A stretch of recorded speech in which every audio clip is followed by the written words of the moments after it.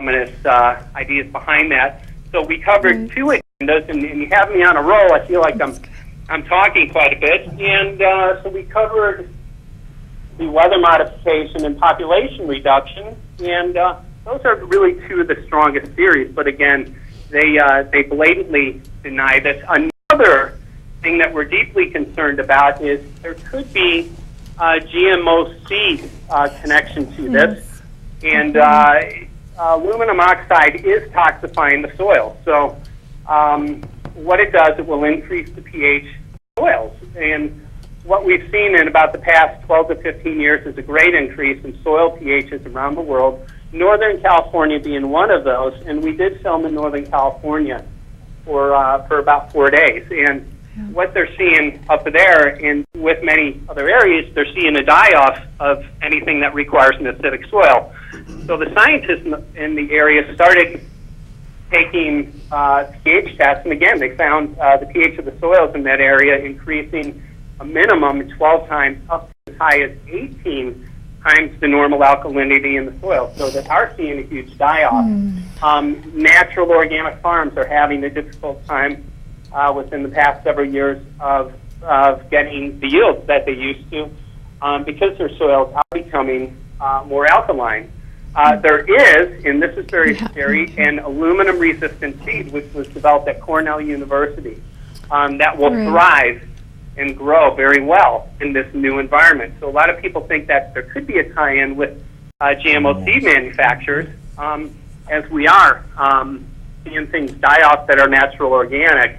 And my concern is that nothing will be able to grow in a few years, so that people that once were dependent on nature, as God had initially intended, would now be dependent on the GMO seed manufacturers. So it's deep concerns for us. I'm sorry. No, I have a question. As an immediate deterrent to this, the effects on our natural living plants and our natural, maybe some of us, we still have spring water out there that we drink from and everything. Now, it sounds like the spraying of these chemicals that there's no information on as far as the research shows. And would there be something that we could do immediate, like put up like black screen or something? Would a screen prevent these ill effects on your plants that you're trying to grow in your garden and your water? Save the soil. Can you put something they in the ground? wouldn't. And the problem with these are nano-sized particles, so they're very small, less than, I believe it's 10 microns. So it's very difficult to even filter them out with a HEPA filter. So the challenge for those of us who are deeply concerned about that, of course, I do have a HEPA filter in my apartment, but in terms of screening it, I mean, these particles literally get everywhere. It's impossible, even impossible for our lungs, to filter these out because of the size of the particles. We have natural systems that, with bigger particles, would obviously protect us, but no, these go right into the bloodstream. And I have another question. We both have questions. Okay, go. If you have these guys doing all this stuff to the people and to the earth and to God, what are they eating? What are they drinking? They must be safe. They can be affected too, right? And if they're not, they must have some kind of plan where they have their own food. You think? Yeah. Interesting. Yeah. That's a great question because, that many people say, aren't they breathing the same, the same stuff? And yes, of course they are. And I have two theories on that. Two theories are, obviously there's a lot of money and there's a lot of power behind these programs. I mean, it does tie into global governance. And to control the weather for these individuals I don't know what it feels like because I've never myself chased after that kind of power, but many of us are not interested in that, but I kind of relate it to perhaps a drug addict, who chases after that drug, and not only hurting themselves, but oftentimes end up hurting their family members. Ouch. So I think that it could be such a quest for power that they're not concerned about the health effects of themselves or their family. We have a choice. They're insane. Yeah, and my second thought on that, and again, this is speculation, but I know some things, to remove these metals out of my body. I'm using some natural chelating things that will remove these out of my body, and that's with the very little knowledge that I'm available to. And I think it's safe to assume that those who have billions of dollars in this type of power do have access to much greater technologies for removing these things out of their body. And I think that's probably a more plausible answer. But again, it's purely speculation. I think it's a great question that yet remains to conclusively be answered. Well, I have a question, and I wanted to ask it, and then we got into that. So what we should be doing for all of our benefit is we should be, number one, taking care of our health, and then number two, doing something about the spraying and being subjected to uncontrolled experimentation. There is a connection to genetically modified plants and whatever else is being experimented through geoengineering, and I believe that wholeheartedly. So we can do things though and take steps together to prevent, first of all, getting sick, and then second of all, let's change whatever we have to change. We can write our own laws. We can implement and enforce things ourselves. So do you have any suggestions like that? How do we resolve this? Well, I think there are literally thousands of different ways that we can address this. And I often say this, because this issue affects each and every one of us, it affects us deeply and in a very negative way. Each and every one of us who is aware of this has a responsibility to address it in one way or another. And I closed the film with a call to action, but that call to action is very, because there are literally thousands of things that can and need to be done with this. I ask people to look into their hearts, find out what gifts they have, and try and raise awareness on this.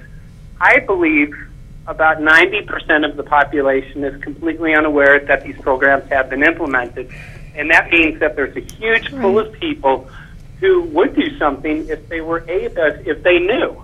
So for me, creating awareness is a very important step in this, and that's my gift and that's my skill. However, some people do have legislative gifts and talents that they can use. So I would suggest that they use those gifts, to address this issue. I know many attorneys who are starting to take steps in addressing this issue. So, literally, some people enjoy going out into community meetings and bringing this up. Other people, I could go on for days about what to do. So it's really important that we all, use whatever skills and contacts we have to address this issue, to bring light in this issue, and then start to create and make change.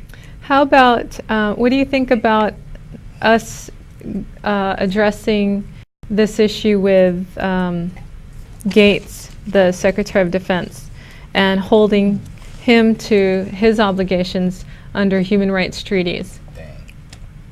Well, I think it's definitely a step in the right direction, and we do need to start putting pressure on our elected officials. However, that's not the only answer, because again, they deny that these programs have been implemented and have many different excuses. So I definitely think it's something that would need to be done and does need to be done. So I think it's an excellent idea. All right. Well, I'm on board on that one. The problem, I think, sometimes is that some people, half the population is unaware. Like you said, 90%. Mm-hmm. They don't know. Mm-hmm. And the other half, when they do know something, they're really slow in believing. They cannot really believe. Like, I know some of my friends, they say, "Oh no, he wouldn't do that. Oh no. They're just a bunch of activists." They're slow in believing in the word. Right. Even though the truth might come close to them, they somehow don't see it. It just passes them by. So in a way, that's the challenges. To try to see if we can, like you said, get the word out. And not only get the word out, but also have them to believe in what we're saying is true. Right. Because it's our food. I think it's our gonna water. it's gonna take Children. inundation just like they do. We have to counteract the campaign of misinformation that's propagandized in like this, going through the media in everyone's homes. Not only that, we can go up to say an area of concern, and they have a gate up, and they don't want you to pass. Either the corporation or Department of Defense says no, it's national security. You can't go up there, and you don't know what they're doing to experiment up there. You don't have any idea, and yet Right. whenever you have secrecy like that, you also have fear. Show your intelligence. You know, you got to show Right. your intelligence. Right. You have to. You have to stand up, and it's a power within. And, you know, I hate to sound like a preacher, but it's the power of God in you to Right. stand up for your family, for your children, the next generation. Kanakas are very popular with children. Well, When they it's- once I'm sorry to interrupt you, but it's just like the call to action, which Michael has mentioned, and he talks about your call to action is now, people. And the time is now. It is critical. And we need to stop this. We need to prevent this, or else there will be a depopulation. There will be a dumbing down. There will be a world of control chaos. foods. Right.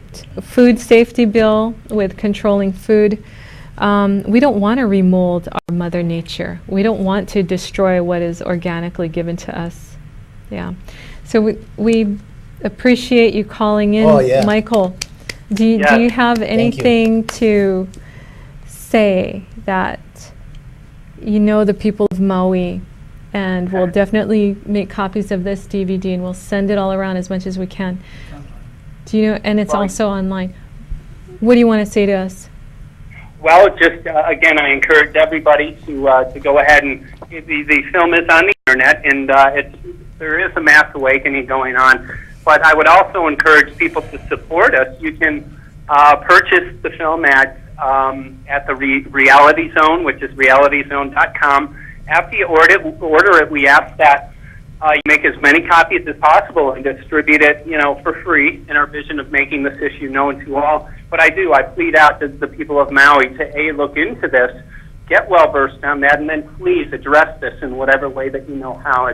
It's deeply important.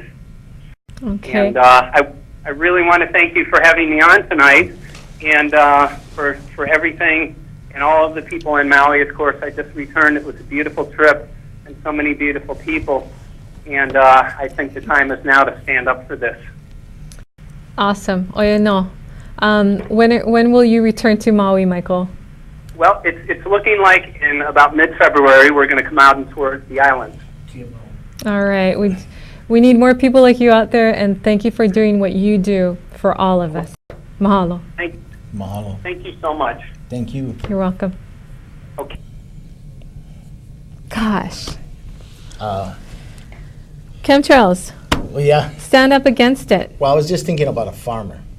He Uh-huh. said that he can go on his pua'a and he can grow his food, and he doesn't want anybody to bother him. He doesn't know that his soil is getting contaminated from the air. He Right. doesn't know that his water is being leaded out. He doesn't know that the springs are being contaminated. And in about 10 to 15 years, they'll be in control of all things if we don't start to at least wake up.